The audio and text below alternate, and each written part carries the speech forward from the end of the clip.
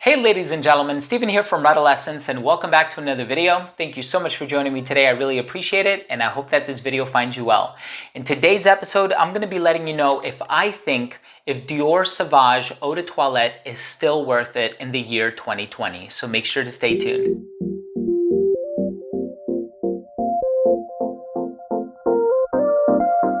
Now, before I begin my video and I tell you if I think Dior Sauvage Eau De Toilette, or EDT, is still worth it in the year 2020, 5 years after its release, I do want to mention that if you are a fan of fragrance-related content, if you like fragrance videos just like this video, but also reviews, top 10s, giveaways, and unboxings and interviews, I would like to encourage you to please support this channel by subscribing to it. All you have to do is click on that red button in the corner. And of course, while you're at it, please be sure to enable notifications by clicking on that bell. This way, whenever I do publish these videos, they will get delivered straight to your feed.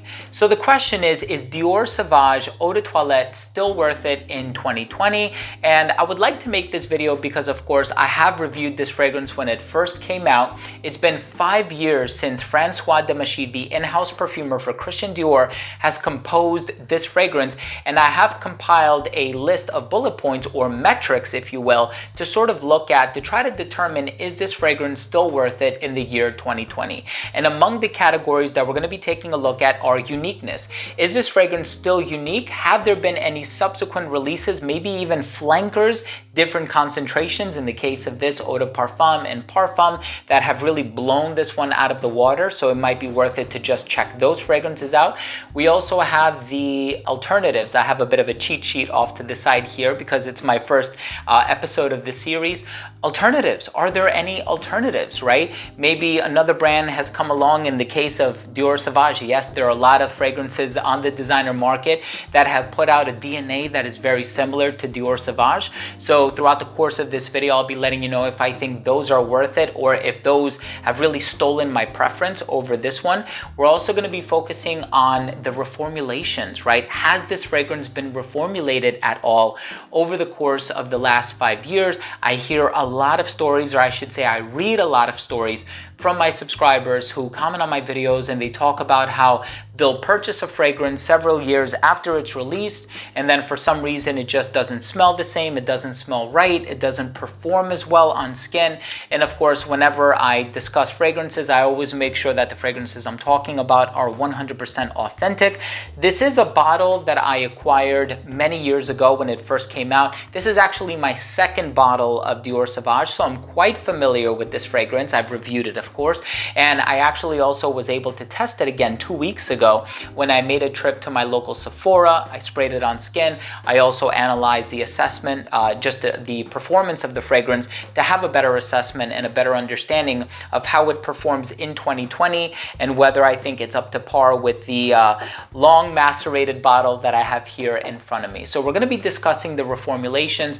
We're also going to be discussing the price, right? Has the price been discounted over the past 5 years? Can you find it at a better price now? And then lastly, is it still modern in 2020? Meaning, when you smell it, is it going to remind you of that particular decade, or are there some better alternatives that are a little bit more contemporary? And at the end of the day, there are a lot of fragrances that remind me of the 80s or the 90s, but I would never discourage people from wearing those fragrances. I think people should always wear what they love and what makes them happy.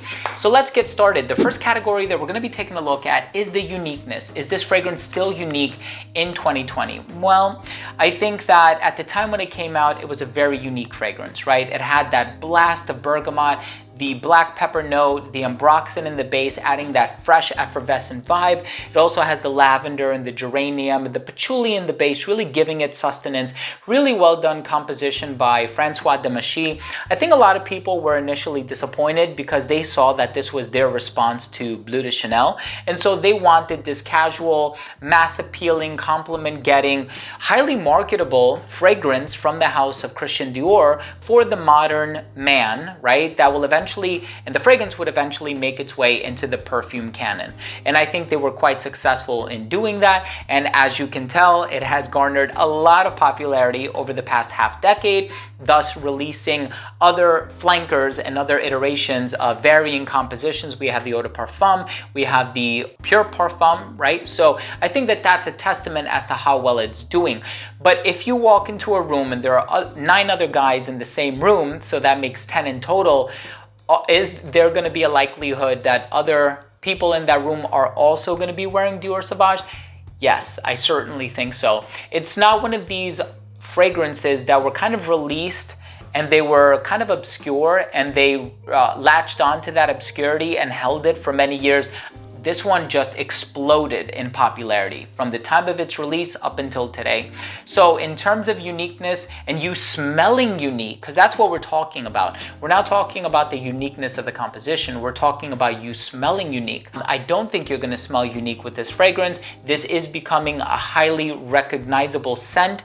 And so in the case of the first category, I don't know if you want to call it a thumbs down or a fail, but I don't think you're going to smell unique if you're wearing Dior Sauvage in 2020. You're going to smell very pleasant. You're still going to get compliments, but I think that a lot of other fragrances have been released recently that I think could potentially give Dior Sauvage a run for its money, but it's still ever so popular. You're not going to offend anybody by wearing it. In terms of alternatives, right? I do think that there are some alternatives on the market. So the overarching question is going to be, do I prefer those alternatives over Dior Sauvage? And the alternatives are Prada Luna Rossa Carbon, right? So we can see that that was sort of Prada's response to what Dior did here with Sauvage. We also see Coach for Men, which kind of falls in the same family as Dior Sauvage. Even Tiffany & Co. has put out a fragrance that, in my opinion, kind of pays an homage to Dior Sauvage. I'm a poet, I didn't even know it. And then we also have fragrances like Eau de Parfum, the Pure Parfum of Dior Sauvage. And I think that I personally prefer, and this is personal preference, of course, I prefer the Eau de Toilette over the Eau de Parfum and the Pure Parfum. I find that the functionality behind Dior Sauvage Eau de Toilette is that it's this grab and go, you know, Swiss Army knife, requires no thought type of fragrance. You spray it on, it's ever so bright and effervescent and casual smelling. And I feel like the Eau de Parfum, they didn't just strengthen the formula, which is what is supposed to happen, right? When we're talking about fragrance concentrations, but I think they also added this warmth in the base that was even further enhanced with the Pure Parfum. So I feel like it is mitigating or taking away from that freshness. So my preference is the Eau de Toilette. Would I prefer to wear Dior Sauvage in place of Prada Luna Rossa Carbon? Yes, I would. Do I like this more than Coach for Men? Yes, I do. Do I like this more than Tiffany & Co.? You know, the light mint green looking bottle. I forget the name of it. It's probably called For Him or something.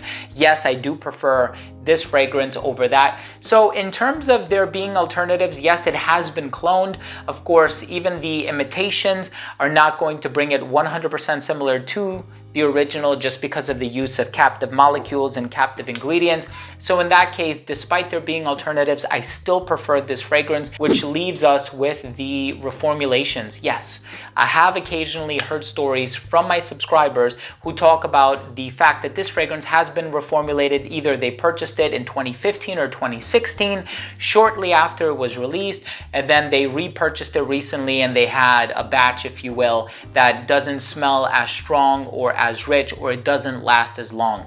What I can say is that I did try this 2 weeks ago. I actually snuck a few sprays from a bottle that was at my local Sephora. You can't even touch the bottles now because of COVID-19. But I had my good friend Bert, who works there at the local Sephora where I go to. He's the sales rep there. He's known as the Fragrance Whisperer. He actually sprayed a few sprays on my hand, and I was walking around and I was smelling it, and yeah, it actually still smells quite good. It smells the same to me. I wasn't reminded of a different fragrance when I sprayed it on. It just smelled like Dior Sauvage. And if there are any differences, I would say they're quite negligible, they're quite trivial, they're insignificant. I think the one thing that you really do have to be concerned with is the performance. And on my skin, I got about 6 hours. So it gave me that Eau De Toilette type of performance, so I don't think you have a whole lot to worry about in the performance department, at least not yet. It's only been 5 years. Who knows what it's going to be like in 2025, but as of the present moment, this one is still worth it in terms of any reformulations that it may have endured. We're also going to be focusing on the modernity of the fragrance. Do I think it still smells modern? Have there been other fragrances released that could probably, give it a run for its money? I think it still smells rather modern.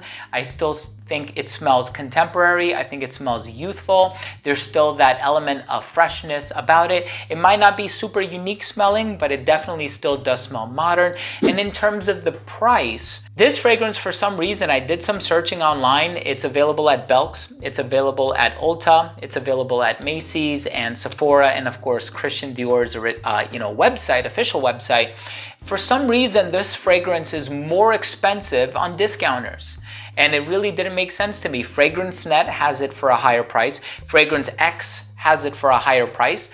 I think the 3.4 ounce on Macy's website, which is the MSRP, is $95. And the 2 ounce is something like $77 or something like that. So I don't know why a lot of discounters are feeling like they can get away with charging an extra 10 or 20 bucks on top of the MSRP.